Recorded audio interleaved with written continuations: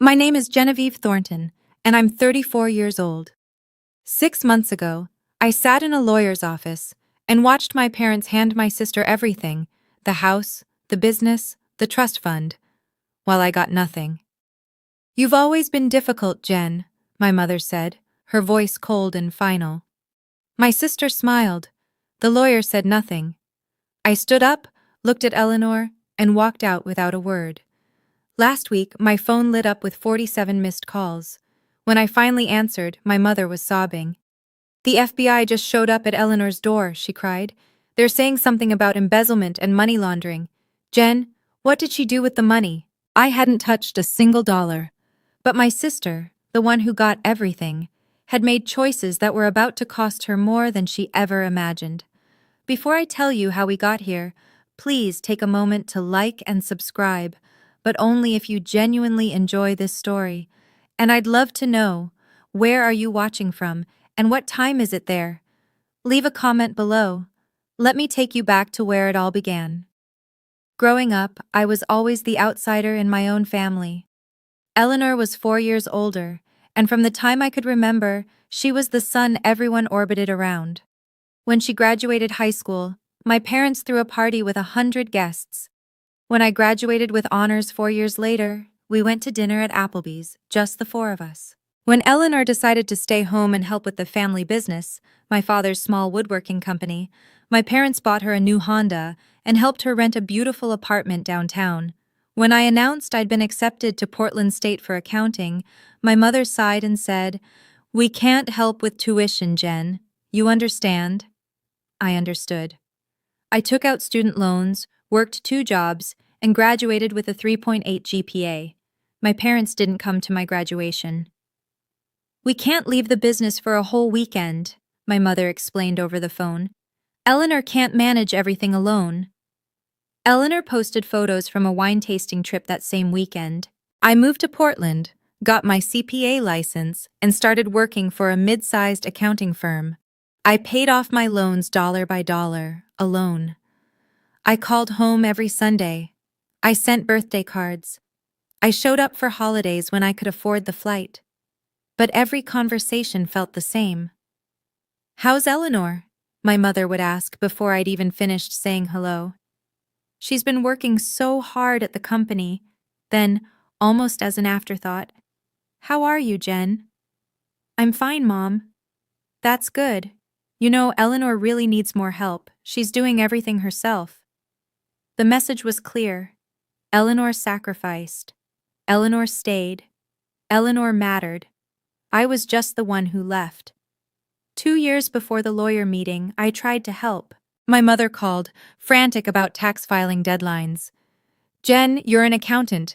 Can you look at our books? We're so behind." I flew home that weekend, spending my own money on the ticket. I sat at the kitchen table with spreadsheets and receipts scattered everywhere. That's when I noticed something odd. Several large cash withdrawals over the past year, totaling nearly $80,000. No documentation, no invoices, just miscellaneous expenses scribbled in Eleanor's handwriting. I found my mother in the living room. "Mom, I need to ask about these withdrawals. Where did this money go?" Her face hardened. "That's company business, Jen." "I know, but if the IRS audits you, they'll want documentation. You need clear records of where—" Eleanor walked in, arms crossed. "Are you seriously going through our private finances?" "Mom asked me to help with taxes." "Helping with taxes doesn't mean interrogating us," Eleanor snapped. "You don't work here, Jen. You don't get to tell us how to run things." I kept my voice calm. "I'm just saying, if the IRS asks, you need to show where that 80,000 came from. It's a legal requirement." My mother stood up. "This is exactly why we don't ask you for help anymore, Jen. You always find problems. You always make everything complicated." "I'm trying to protect you." "We don't need your lectures," Eleanor interrupted. "We've been running this business for 20 years. I think we know what we're doing." I closed the laptop. "Okay, I was just trying to help." My mother's voice softened slightly, but her words still stung. "You mean well, Jen. But you're always so paranoid. Everything's fine." I flew back to Portland the next morning. I never brought it up again. The email came on a Tuesday morning in March. Subject: Family Meeting. Your attendance required. From Lawrence Greenberg, attorney at law. Dear Genevieve, your parents have requested a family meeting to discuss important estate matters. Your presence is required on Friday, March 15th at 10:00 a.m. at my office in Beaverton. Please confirm your attendance. Regards, Lawrence Greenberg, escrow. I stared at the screen. Estate matters? My father was 65 and healthy. My mother was 62 and ran 3 miles every morning. Why were we suddenly discussing estates? I texted Eleanor. Do you know what this meeting is about? 3 hours passed. No response. I called my mother that evening. Mom, I got an email from a lawyer. What's going on? Is someone sick? No one's sick, she said briskly. We just need to discuss some family business. Can you make it Friday? I'll have to take off work. Can you tell me what? Friday at 10, Jen. Don't be late. She hung up. I booked a flight, requested a day off, and tried calling Eleanor again. Voicemail.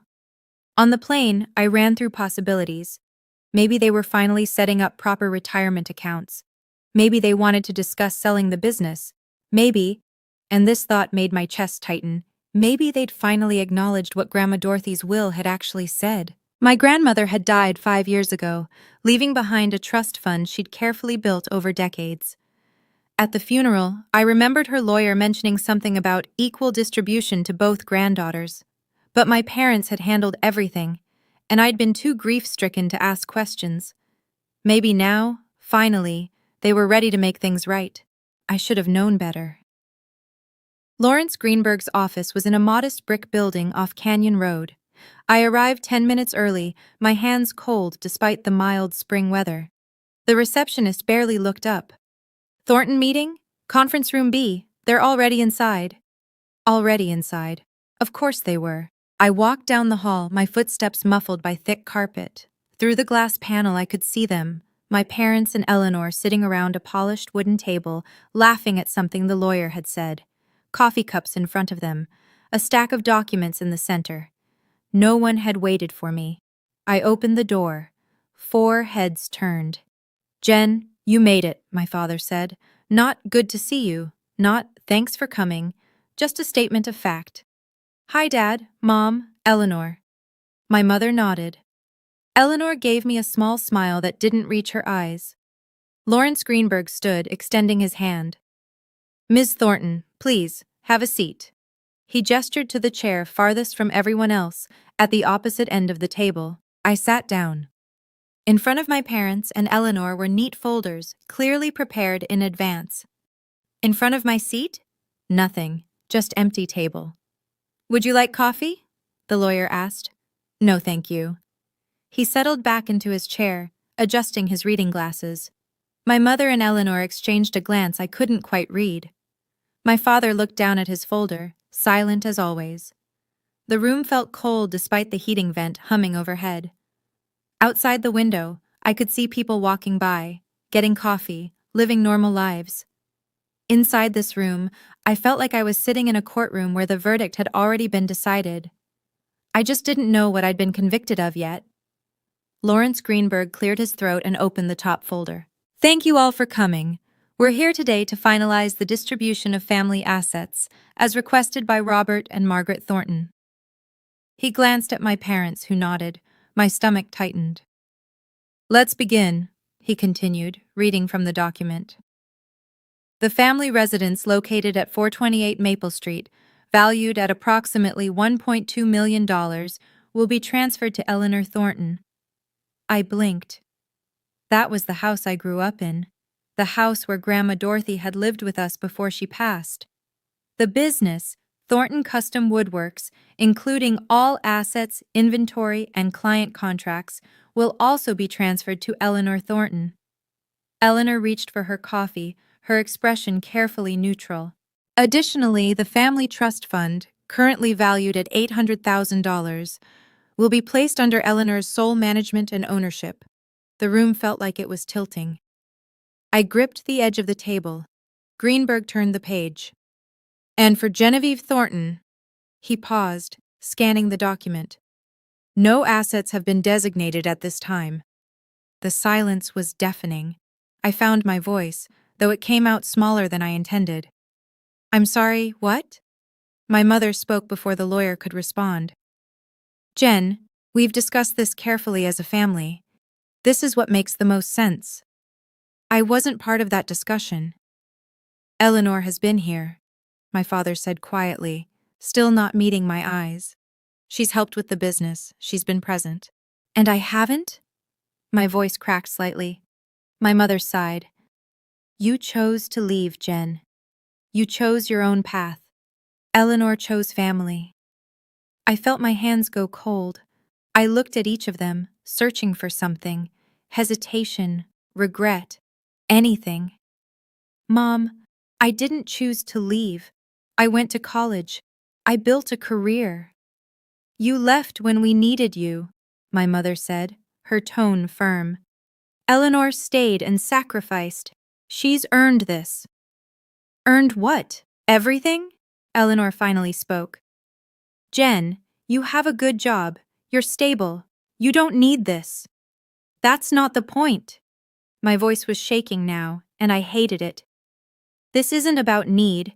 This is about fairness, about family. Family is about being there, my mother cut in. You've always been difficult, Jen, always questioning everything, always making things complicated. The word hit me like a slap. Difficult. I'm difficult because I went to college? Because I built my own life? You're difficult because you only think about yourself, my mother continued. When we needed help, you were in Portland. When the business was struggling, you were busy with your career. Eleanor was here working beside us every single day. My father nodded slowly. Your sister has proven herself, Jen. We need someone dependable. Dependable, as if I'd ever let them down when they actually asked. I thought about the student loans I'd paid alone, the graduation they'd missed, the Thanksgiving I'd worked a double shift to afford a plane ticket home, only to spend the entire dinner hearing about Eleanor's accomplishments. We think you'll understand eventually, my mother added, her voice softening into something almost condescending. This is what's best for everyone. I looked at Eleanor. She was staring at her coffee cup, silent. Do you have anything to say? I asked her. She looked up briefly.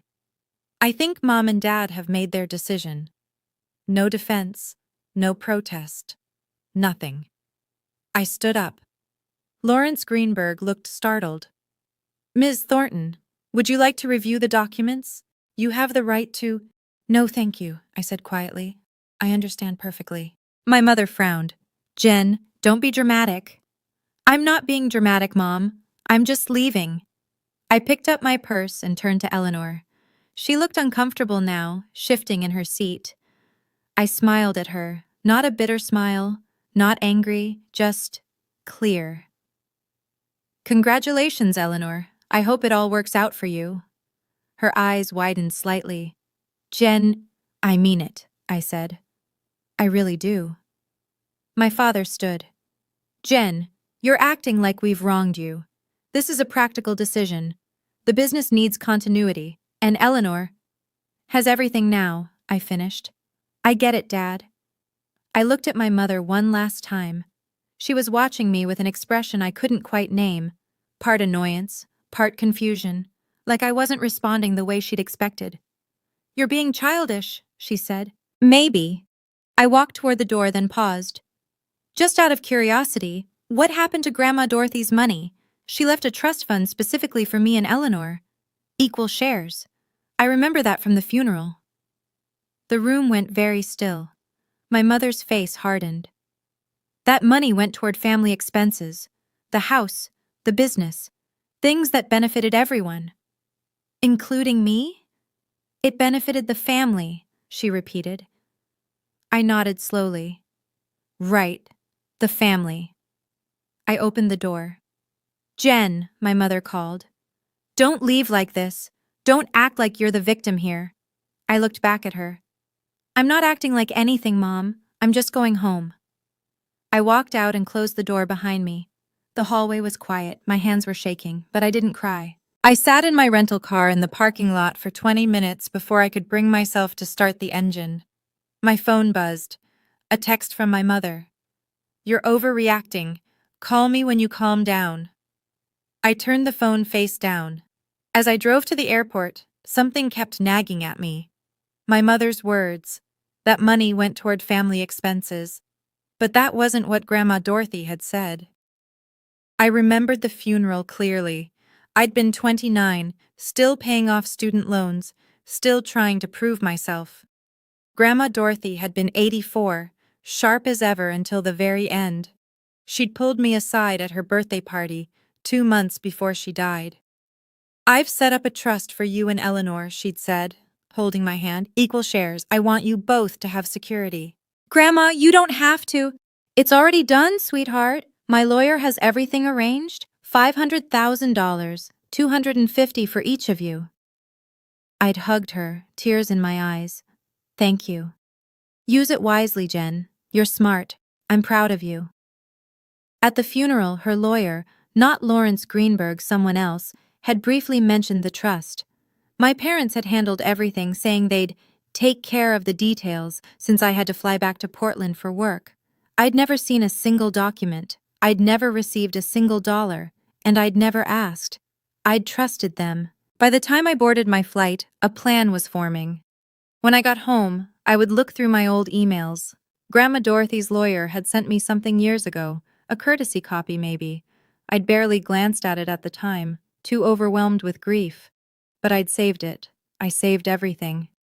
I got home to Portland at 9 p.m., exhausted and numb. I dropped my bag by the door, made chamomile tea I didn't drink, and opened my laptop. My email archive went back 12 years. I searched for Dorothy Whitfield, my grandmother's maiden name, the one she'd used for legal documents. 43 results. I scrolled through birthday messages, forwarded recipes, photos from holidays. Then, dated November 8th, 5 years ago, 2 weeks after her funeral, I found it. Subject: Estate Documents, Dorothy Ann Whitfield, from Pia Myers at myersestatelaw.com. Dear Ms. Thornton, per your grandmother's instructions, please find attached a copy of her last will and testament for your records. Should you have any questions about the distribution of assets, please don't hesitate to contact our office.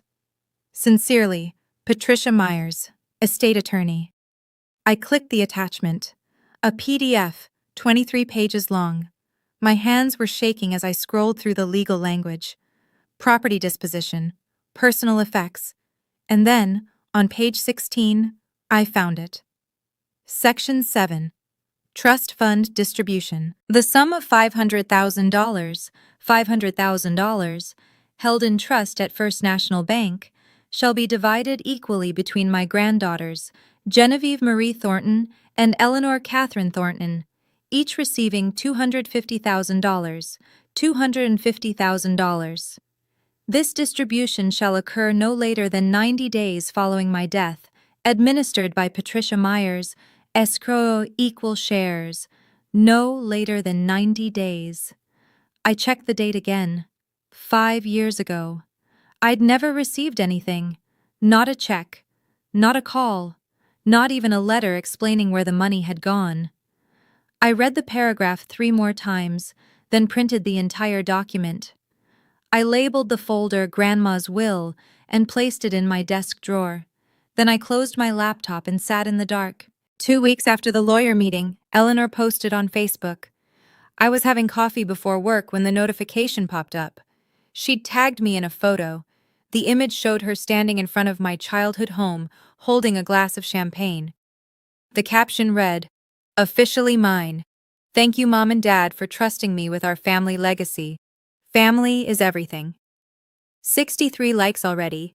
Comments pouring in. So happy for you. You deserve it. Beautiful home, beautiful person. My Aunt Karen commented, "Your grandmother would be so proud." I stared at that line for a long time. My phone buzzed. A private message from Stephanie, a girl I'd known in high school. "Hey Jen, I saw Eleanor's post. Did your parents give her the house?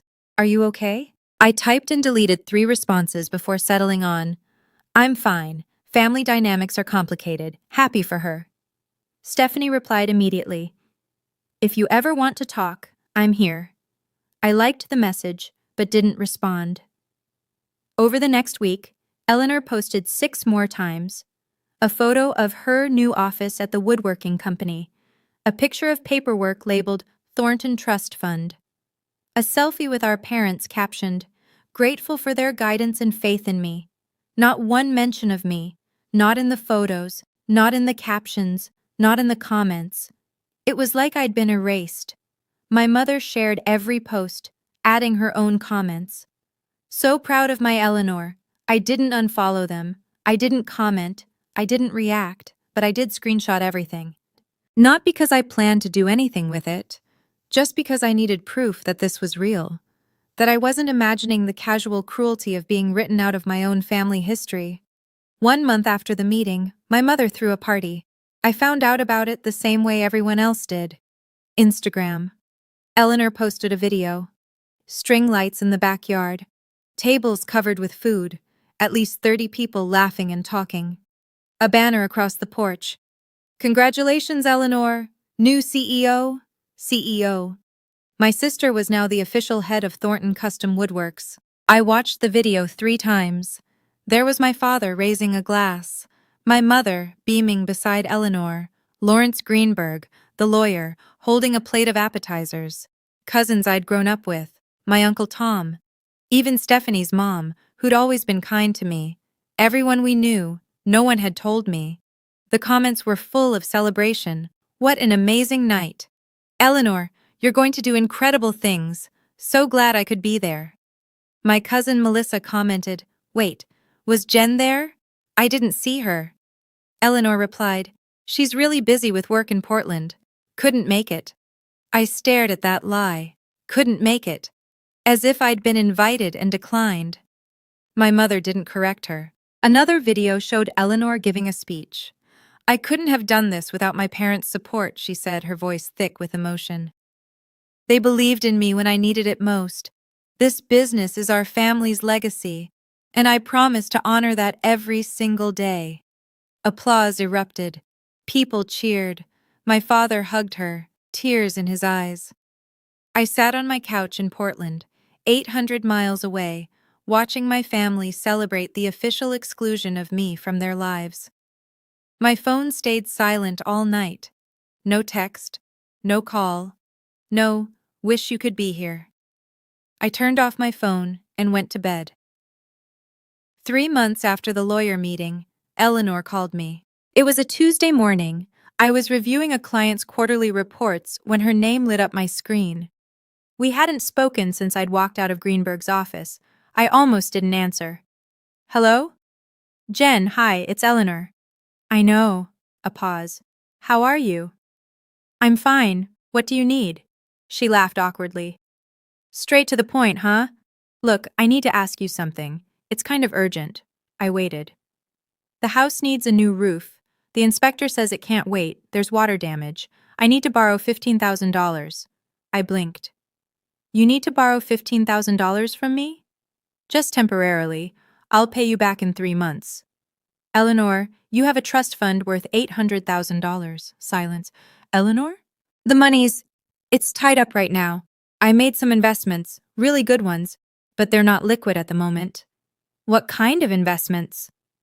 "That's not really your concern, Jen." My jaw tightened. "You're asking to borrow $15,000, but won't tell me why you can't access your own money?" "I'm asking because you're my sister, and I need help." Her voice had an edge now. "The roof is leaking. Do you want Mom and Dad's house to fall apart?" "Mom and Dad's house? I thought it was your house now." "You know what I mean." I took a breath. "Eleanor, I don't have $15,000 to lend you." "Yes, you do. You're an accountant. You make good money." "I also have student loans, rent, and my own expenses." "You've always been selfish, Jen. You know that?" The line was so familiar it almost made me laugh. "I'll remember you said that," I told her. "Good luck with the roof." I hung up. 4 months after the lawyer meeting, I got a call from a number I didn't recognize. "Is this Genevieve Thornton?" "Yes. Who's calling?" "My name is Patricia Myers. I'm an estate attorney. I represent the Dorothy Ann Whitfield estate. I sat up straighter. Grandma Dorothy's lawyer. I'm calling because we're conducting an audit of asset distribution following Mrs. Whitfield's death. According to our records, you were designated to receive $250,000 from her trust fund. Can you confirm whether you received those funds? My heart started pounding. No, I never received anything. Received. A long pause. Nothing at all? No check? No wire transfer? No communication from our office or the bank? Nothing. My parents told me the money went to family expenses. I heard typing on the other end. Ms. Thornton, according to the trust documents, that money was specifically designated for you and your sister individually. It was not meant for general family use. I have a copy of the will, I said. I printed it from an email you sent me 5 years ago. Good. Hold on to that. More typing. Ms. Thornton, I need to ask, did you sign any documents releasing your claim to those funds?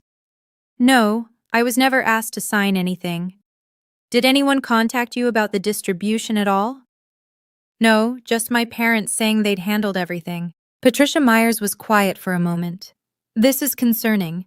According to our records, the full amount was transferred to your father's account as trustee with explicit instructions to distribute it to both granddaughters within 90 days. That was 5 years ago. What does that mean? It means I need to contact your family's attorney and your parents immediately. Something's very wrong here. Patricia Myers called me back 3 days later. Ms. Thornton, I've reviewed the trust distribution records. I need you to email me that copy of the will you mentioned. I sent it immediately. Perfect, she said. This confirms what I suspected. Your grandmother's will explicitly states equal distribution to you and Eleanor. Your parents had no legal authority to redirect your portion. What happens now? I'll be contacting your parents and their attorney.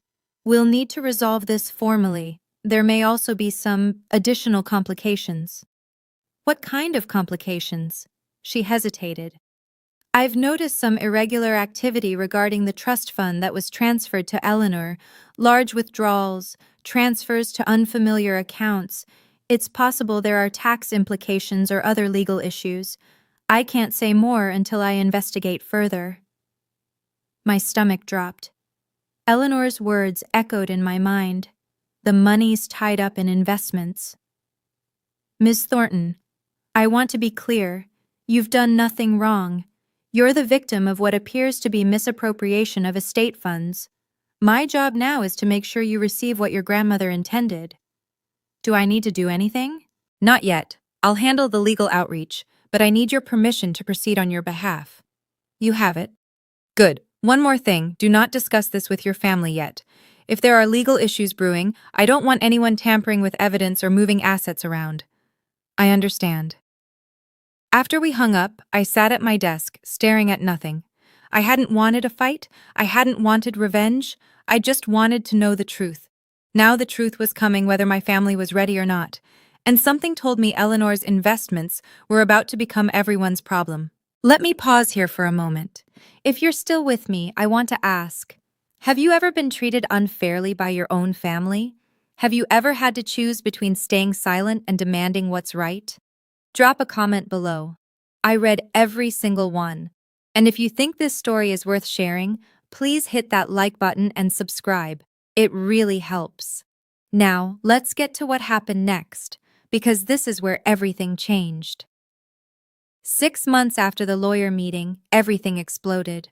I was in a client meeting, my phone face down on the table, when I felt it start vibrating. Once, twice, 3 times in a row.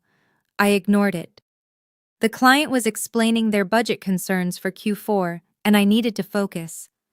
But the buzzing didn't stop. When the meeting finally ended an hour later, I picked up my phone and froze.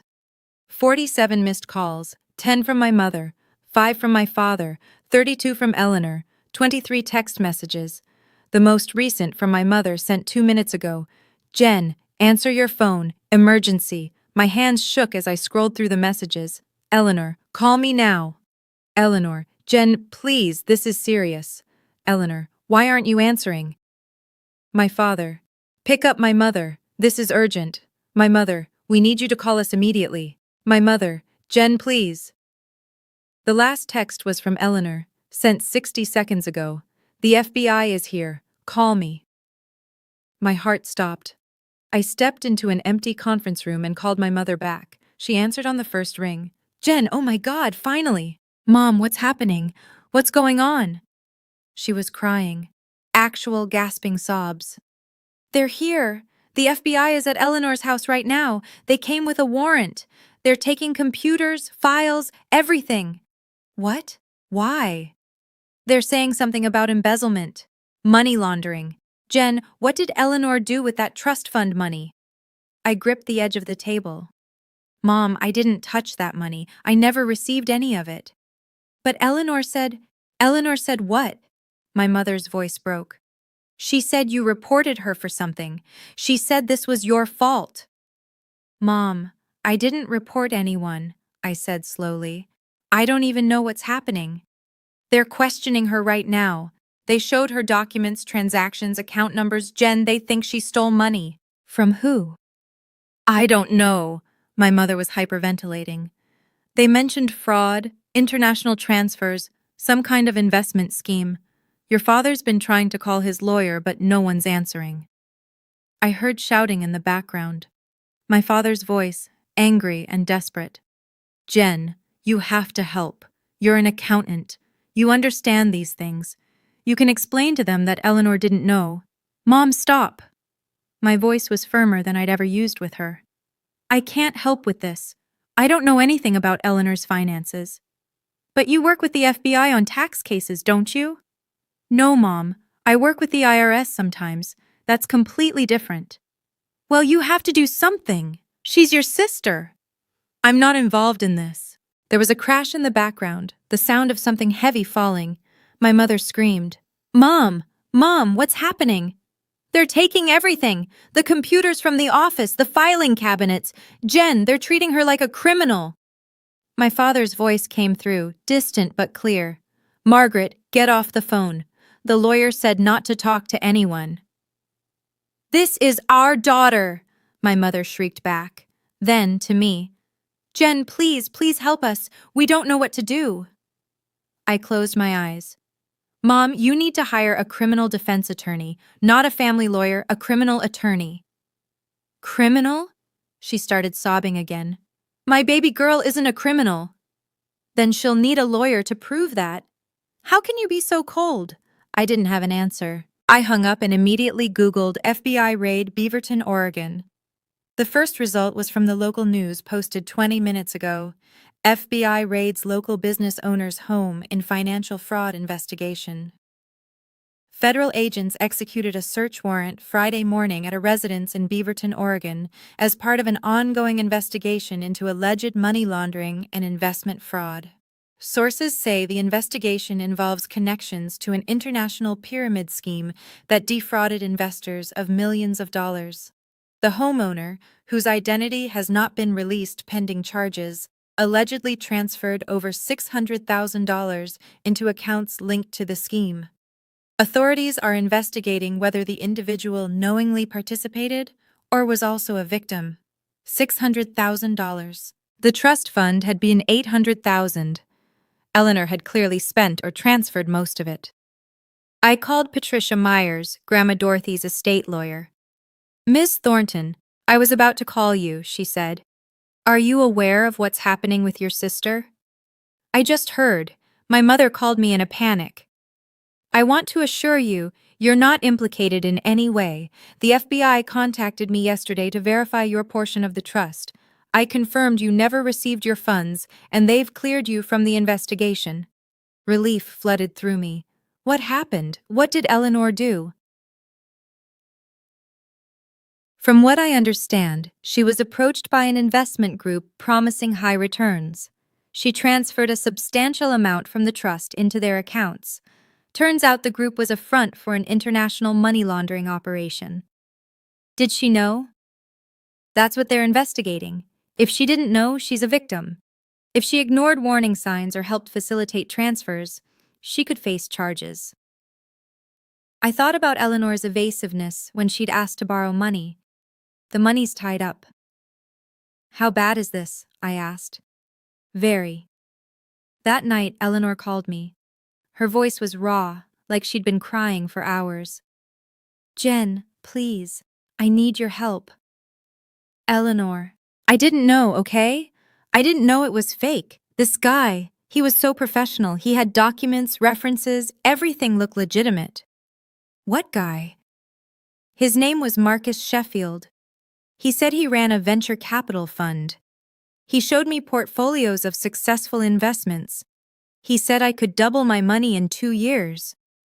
I closed my eyes. Did you verify any of it? He had a website, an office, other investors. Did you check with the SEC? Did you talk to a financial advisor? Silence. Eleanor, you moved $600,000 without doing due diligence? I trusted him, she shouted. Then softer. I thought I was being smart. I thought I was growing the family wealth. That wasn't family wealth, half of it was mine. I was going to tell you, after it doubled, I was going to give you your share and more. That's not how this works. She started crying again. They're saying I could go to prison, Jen. The FBI agent said if I helped them, if I cooperated, I might avoid charges, but I need a lawyer, and lawyers are expensive, and You have $800,000. I don't! It's gone. It's all in Marcus's accounts, and they're frozen now, and I can't access anything. What about the house? The business? We need to sell them to pay for the lawyer. Her voice cracked. Jen, you're an accountant. You understand this stuff. Can you come here? Can you explain to the FBI that I didn't know, that I'm not a criminal? Eleanor, I can't do that. Why not? You're my sister. Because I don't know if you're telling the truth. The line went silent. My father called the next morning. Jen, we need to talk about what you're going to tell the FBI. I'm not telling them anything, Dad. I'm not involved. You could help. You could vouch for Eleanor's character. Dad, character references don't matter in fraud investigations. They care about evidence. Then help us find evidence. Go through the documents. You're trained for this. I'm an accountant, not a criminal defense investigator. His voice hardened. Why are you being so stubborn? I'm not being stubborn. I'm protecting myself. From what? From your own family? From legal liability. I kept my voice calm. Dad, if I get involved and say the wrong thing, I could be called as a witness. I could be subpoenaed. This is serious. Your sister is facing prison. I know, and I'm sorry, but 2 years ago, I warned you about the financial irregularities in the business. I told you something was off. Do you remember what Mom said? Silence. She said I was paranoid. She said I was making things complicated. You all shut me down. That was different. It wasn't different, Dad. You didn't want to hear it then, and now you want my help? After you gave Eleanor everything and left me with nothing? We gave her responsibility. That's not the same as, you gave her my inheritance, Dad. Grandma Dorothy's money was supposed to be split equally. You let Eleanor take it all and use it however she wanted. Now it's gone, and you're surprised? We thought we were doing the right thing. For who? He didn't answer. I'm sorry this is happening, I said quietly. I really am, but I can't fix it. Eleanor made her choices. Now she has to face the consequences. My father's voice was cold. You've become very hard, Jen. No, Dad, I've become honest. He hung up. I need to pause again and ask you something. Do you think I should have helped them? Is there ever a time when forgiveness becomes letting people take advantage of you? Leave your thoughts in the comments. I genuinely want to know what you think. If this story resonates with you, please like and subscribe. We're almost at the end, and you'll want to hear how this all turned out. Let's keep going. That evening, I sat down and wrote an email. I wrote it carefully, choosing every word with precision. This wasn't about anger. It was about clarity.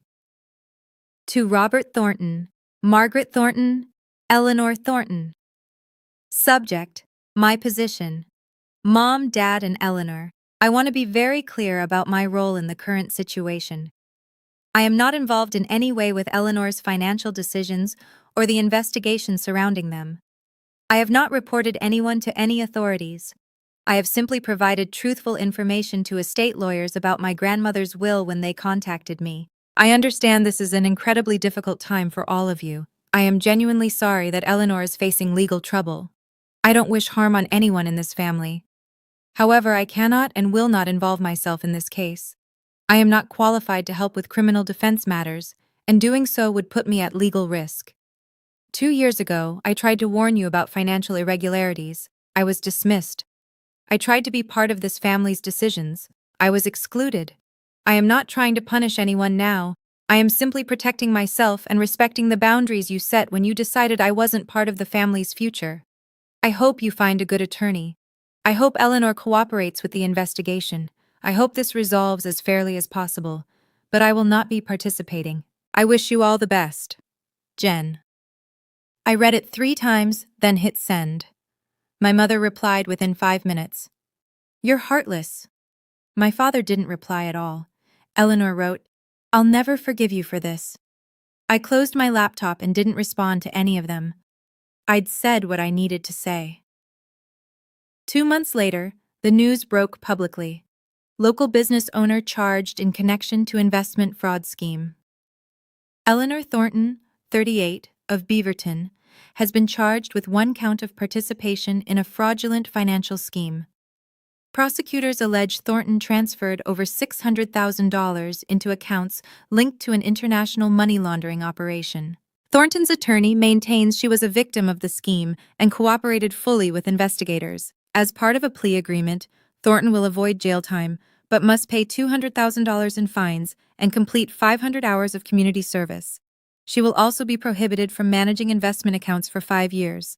Thornton's family business, Thornton Custom Woodworks, and her personal residence have been listed for sale to cover legal fees and restitution costs. I read the article 3 times. No prison. That was something. But Eleanor's life as she knew it was over. The business my father had built over 30 years, gone. The house I grew up in, gone. The trust fund Grandma Dorothy had carefully saved, gone. And the family's reputation in our small community? Destroyed. I searched Facebook and found that Eleanor had deleted her account. My mother's profile was still up but set to private. The congratulatory posts from the party were gone. My inbox had 1 new message from my Aunt Karen. I always knew something was off. I'm sorry you got cut out, Jen. You deserved better. I didn't reply. I wasn't celebrating. I felt no satisfaction, no vindication, just a deep, aching sadness that it had come to this. My family had made their choices. They decided I wasn't worth including, wasn't worth trusting, wasn't worth an equal share. Now they were paying the price for those choices. But so was I. Because even though I'd been right, I'd still lost my family. 3 weeks after Eleanor's sentencing, Patricia Myers called again. Ms. Thornton, I have good news. The court has approved the redistribution of your grandmother's estate according to the original will. My heart skipped. What does that mean? It means you'll receive your designated portion, $250,000. Unfortunately, because Eleanor spent a significant amount before the FBI froze the accounts, we can only recover half of the original trust. But your half is intact. $250,000. Money I should have received 5 years ago. Money that could have paid off my student loans, helped me buy a home, given me security. There's one more thing, Patricia said. You have the legal right to sue your parents and Eleanor for the full amount, plus interest and damages. Given the circumstances, you'd likely win. I stared out my apartment window at the Portland skyline. How long would that take? I asked. 2 to 3 years, maybe longer if they contest it. And how much would I actually recover? Hard to say. They're selling assets now to cover Eleanor's fines and legal fees. There may not be much left. I thought about it for exactly 10 seconds. I don't want to sue, I said. Ms. Thornton, you're entitled. I know, but I don't want to spend the next 3 years fighting them in court. I just want what Grandma Dorothy meant for me to have, the $250,000. That's enough. Patricia was quiet for a moment. You're sure? I'm sure. All right, I'll process the paperwork. You should receive the funds within 30 days. Thank you, Ms. Myers, for everything. You're welcome, Jen. Your grandmother would be proud of how you handled this. I hope she was right. The money arrived in my account on a Thursday morning in October. I sat at my kitchen table, staring at the number on my screen. $250,000. I waited for something. Relief, joy, vindication. Instead, I just felt tired. My phone buzzed. A text from my mother. The first message in 2 months. I see you got the money. I hope you're happy now. Not, I'm sorry. Not, we were wrong. Not, we should have treated you fairly from the start. Just accusation. Just bitterness. I didn't respond. Eleanor never contacted me at all. My father sent a single text 3 days later. Your mother is very hurt. I hope you know that. Again, I didn't reply. But my cousin Melissa reached out. Hey Jen, I heard what happened. I always thought it was unfair how they treated you. I'm glad you got what Grandma left you. You deserved it. That message made me cry more than anything else had in months. A week later, Stephanie, the friend from high school, texted. I don't know the whole story, but I know your family hasn't been fair to you for years. I'm proud of you for standing up for yourself. That takes guts. I realized something then. The people who truly cared about me, who saw me clearly, had been on the sidelines all along. They'd witnessed the casual cruelty, the dismissiveness, the way I was always made to feel like I wasn't enough. And now they were telling me what my parents never would. You deserved better. I didn't need my family's apology. I needed my own peace. And for the first time in months, sitting in my small apartment with those kind messages on my screen, I felt something close to it. I spent 2 weeks thinking carefully about what to do with the money. The first thing I did was pay off my student loans. All $47,000. I clicked the Pay in Full button and watched the balance drop to zero. For the first time since I was 22 years old, I owed nothing. Next, I put a down payment on a small one-bedroom condo in Southeast Portland. Nothing fancy, just a place that was mine. A place no one could take from me. Then I did something that felt right in a way I couldn't fully explain. I contacted Portland State University and set up a scholarship fund in my grandmother's name, the Dorothy Ann Whitfield Scholarship for first-generation college students. $50,000. Enough to provide $5,000 annually to 10 students who, like me, were doing it alone. Students whose families couldn't or wouldn't help. Students who needed someone to believe in them. The rest, about $100,000, I put into savings. Not for anything specific. Just for security. For breathing room, for the future, I didn't buy a new car. I didn't go on an extravagant vacation. I didn't post about it on social media. Instead, I sat at my new kitchen table in my new condo, drinking tea and looking out at the city, and I felt something I hadn't felt in a very long time. Freedom. That night, I wrote a letter I never sent. Dear Grandma Dorothy, thank you for believing in me. Thank you for seeing me as someone worthy of investment, even when my own parents didn't. I'm using your gift wisely, not just for myself, but to help others the way you helped me. I miss you, I love you, and I promise to make you proud. Jen. I folded the letter and put it in a drawer. 6 months after I moved into my condo, I sat by the window on a Saturday morning and thought about that day in the lawyer's office. The day my parents had handed my sister everything and called me difficult. The day I'd smiled and walked away. I used to think that moment was my lowest point, the ultimate rejection. But now I understood. It was actually the beginning of my freedom, because walking away from that table meant I stopped waiting for them to see my worth. I stopped trying to earn their approval. I stopped shrinking myself to fit into a family that had no space for me. Had I wanted things to be different? Of course. Did I wish my parents had loved me and Eleanor equally? Every single day. But wishing didn't change reality. And reality was this. My family had made their choices. They'd decided long ago who mattered and who didn't. That wasn't my fault. It wasn't my responsibility to fix. And it certainly wasn't my job to set myself on fire to keep them warm when they'd never once offered me a match. Some people might think I should have helped Eleanor when she got in trouble. That family means showing up no matter what. But I'd learned something important. Love without respect isn't love, it's exploitation. And boundaries aren't cruelty. They're self-preservation. I didn't win. Not really. I didn't get my family back. I didn't get an apology. I didn't get validation. But I got something better. I got myself back. The version of me who knows her value doesn't come from other people's approval. The version who can sit in a quiet room and feel at peace. That's not winning in the way movies show it, but it's the only win that actually matters. If there's one thing I want you to take from my story, it's this. Boundaries are not mean. They're not selfish. They're not evidence that you don't love someone. Boundaries are the way you teach people how to treat you.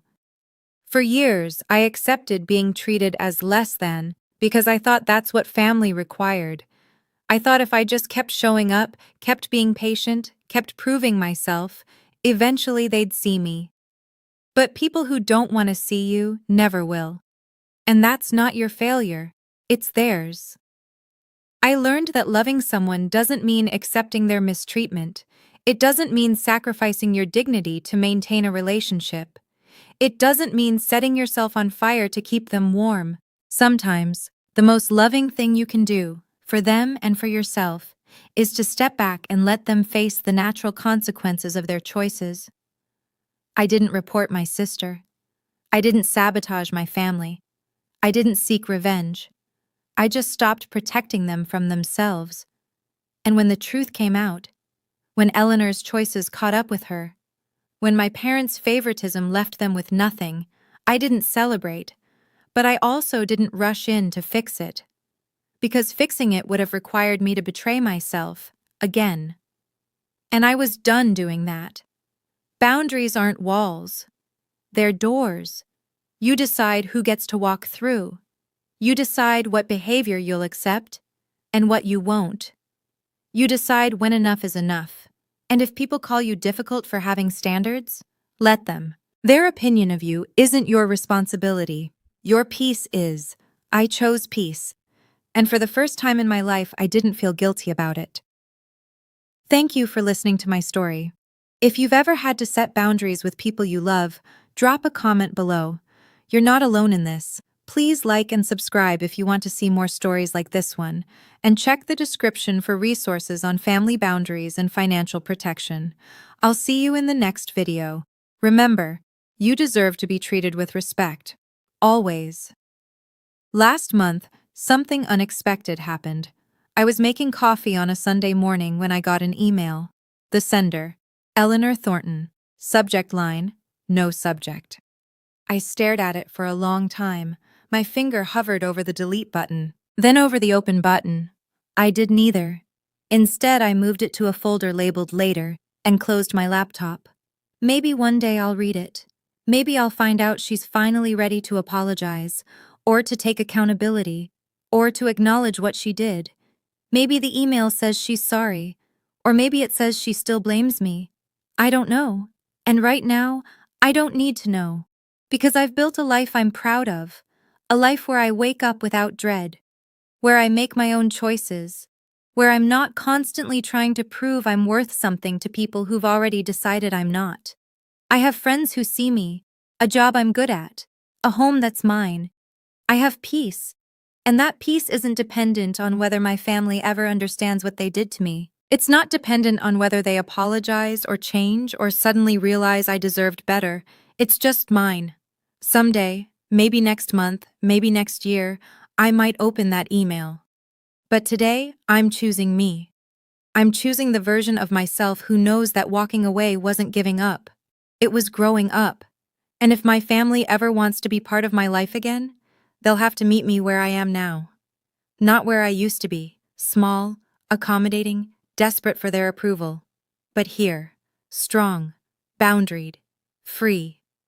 For the first time in my life, I'm not waiting for anyone's permission to be okay. I already am.